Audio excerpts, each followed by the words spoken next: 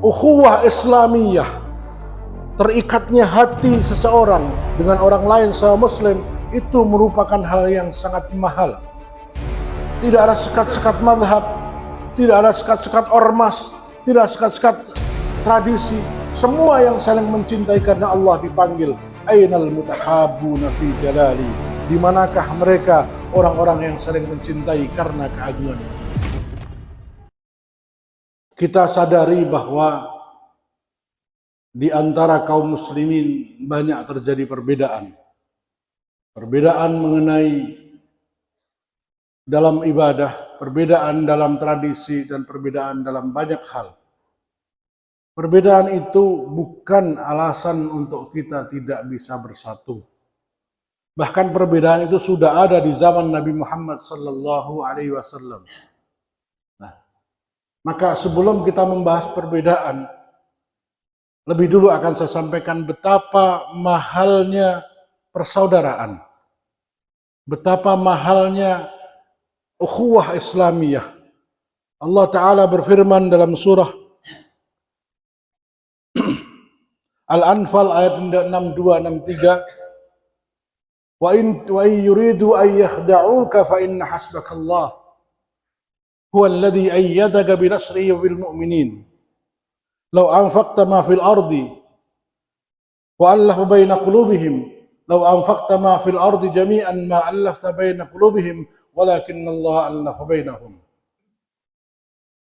Jikalau orang-orang kafir hendak menipumu wahai Muhammad, maka sungguh cukuplah Allah bagimu dan cukuplah orang-orang mukmin bagimu. Dan Allah yang telah menyatukan hati kalian. Seandainya engkau keluarkan seluruh isi bumi untuk menyatukan hati kaum muslimin, engkau tidak akan mampu menyatukan mereka. Tetapi Allah lah yang menyatukan hati kaum muslimin. Allah berfirman dalam surat Al-Anfal ayat 62-63 bahwa salah satu kekuatan kaum muslimin adalah dengan disatukannya hati mereka. Ta'liful qulub. Disatukannya hati antara yang hitam dengan yang putih, antara yang berkulit merah dengan yang berkulit kuning. Semuanya sama. Sebelum bangsa-bangsa di dunia ini membuat The Declaration of Human Rights, Islam sudah mengajarkan, bahkan menjadi pesan Nabi Muhammad SAW, pesan terakhir sebelum beliau wafat. Kullukum banu Adam, wa Adamu min turab. Wahai sekalian kaum muslimin, kalian semua adalah anak cucu Adam, sedangkan Adam berasal dari tanah. Laisa li arabiyyin fadlun ala ajamiyyin illa bittaqwa. Tidak ada kelebihan orang Arab dibandingkan orang non-Arab kecuali karena ketakwaan kalian. Takwa itu menjadi ukuran. Bukan warna kulit, bukan jabatan, bukan kedudukan, bukan harta, bukan asal, tetapi ketakwaan. Karenanya pada waktu dunia masih menganggap bangsa kulit hitam itu bangsa budak, tidak dianggap sebagai manusia, Rasulullah Islam sudah meninggikan mereka. Bilal bin Rabah, seorang laki-laki yang kata Rasulullah, siapa yang membuat Bilal marah, maka Allah akan marah kepadanya. Siapa yang membuat Bilal marah, maka Allah akan marah kepadanya. Padahal Bilal adalah budak hitam, budak berkulit hitam. Islam tidak memandang perbedaan sebagai suatu hal yang harus membuat berpecah. Di saat bangsa-bangsa di dunia menganggap kulit hitam sebagai budak, Islam justru menjadikan bangsa kulit hitam menjadi wakilnya. Sebelum Panglima Sa'ad bin Abi Waqqas memerintahkan untuk menyerang Persia atas perintah Khalifah Umar bin Khattab, beliau mengutus Rib'i bin Amir, seorang panglima pemberani berkulit hitam, untuk menemui Rastam atau Rustum. Rastam tidak mau menerima. Kami tidak mau menerima budak sebagai perwakilan. Tapi saat mengatakan, terima atau tidak terima, dia adalah yang terbaik dari kami. Maka Rastam dengan berat hati menerima seorang kulit hitam untuk berbicara dengannya. Lalu dia mengatakan, Maja abikum, apa yang membuat kalian datang kemari? Rib'i, seorang panglima perang berkulit hitam mengatakan, Allah mengutus kami untuk datang kepada kalian, untuk membebaskan manusia dari penghambaan kepada sama manusia, menuju penghambaan kepada Rabb-nya manusia. Beliau mengatakan, kalian bangsa yang tertinggal. Kalian masih membedakan perbedaan antara warna kulit. Kami hanya membedakan kedudukan kami karena keimanan kami dan ketakwaan kami. Ini adalah kekuatan. Oleh karena itu, ketika Rasulullah SAW diutus, semua manusia sama derajatnya, laki-laki maupun perempuan. Maka jangan lagi kita ada membeda-bedakan berdasarkan suku, berdasarkan golongan, berdasarkan mazhab.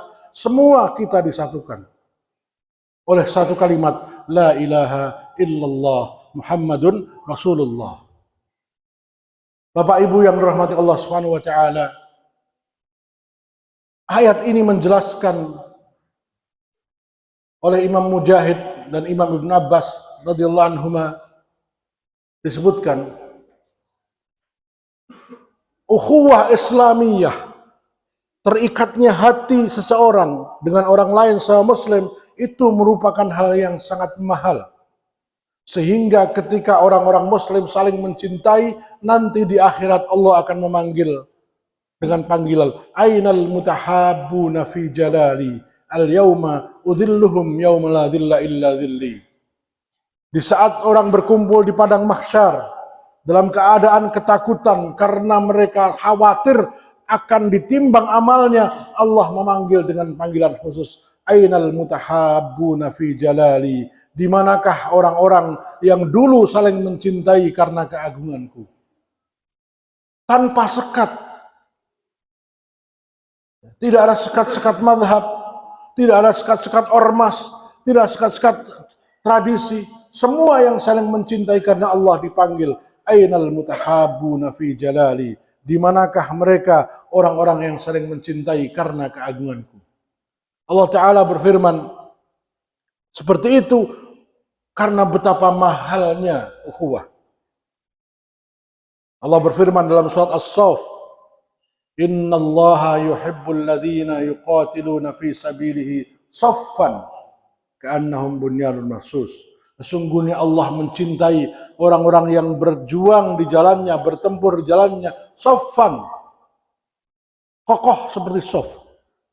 Allah kalau sudah mencintai hambanya, Allah panggil Jibril. Innallaha idza habba fulan, idza habba abdan, nada Jibril wa qala ya Jibril, inni uhibbu fulanan fa ahibbahu. Fanada Jibril ahlas samawat wa qala ya ahlas samawat, innallaha yuhibbu fulan fa ahibbahu. Allah kalau sudah mencintai hambanya, Allah panggil Jibril, wahai Jibril, sesungguhnya aku mencintai fulan dan fulan karena mereka saling mencintai karena aku. Maka aku perintahkan kamu untuk mencintainya. Lalu Jibril memanggil seluruh malaikat, wahai seluruh malaikat, Allah telah mencintai hambanya yang ini dan ini, maka aku perintahkan kalian untuk mencintainya. Ini kalau Allah sudah mencintai. Nah, Allah Ta'ala melalui lisan Nabi Muhammad SAW mengatakan, Sab'atun yudilluhumullahu yawma la dhilla illa dhilli. Ada 7 kelompok yang aku akan berikan naungan pada hari di mana tidak ada naungan selain naungan dariku, di padang mahsyar nanti. Yang pertama, imamun adilun, pemimpin yang adil. Yang kedua, rajulani tahabba fillah, 2 hamba Allah yang saling mencintai karena Allah. Tidak ada perbedaan antara mereka. Ya. Bapak Ibu yang dirahmati Allah SWT, memang faktanya hari ini ada yang kunut, ada yang tidak kunut. Ya. Ada yang milih partai A, ada yang partai B, ada yang sukunya ini, sukunya itu. Allah Ta'ala berfirman, وَجَعَلْنَاكُمْ شُعُوبًا وَقَبَائِلَ لِتَعَارَفُوا إِنَّ أَكْرَمَكُمْ عِنْدَ اللَّهِ أَتْقَاكُمْ. Kami jadikan kalian bersuku-suku, berbangsa-bangsa, agar kalian saling ta'aruf, saling mengenal. Sesungguhnya yang paling mulia di antara kalian adalah yang paling bertakwa. Perbedaan di antara kita bukan hanya hari ini.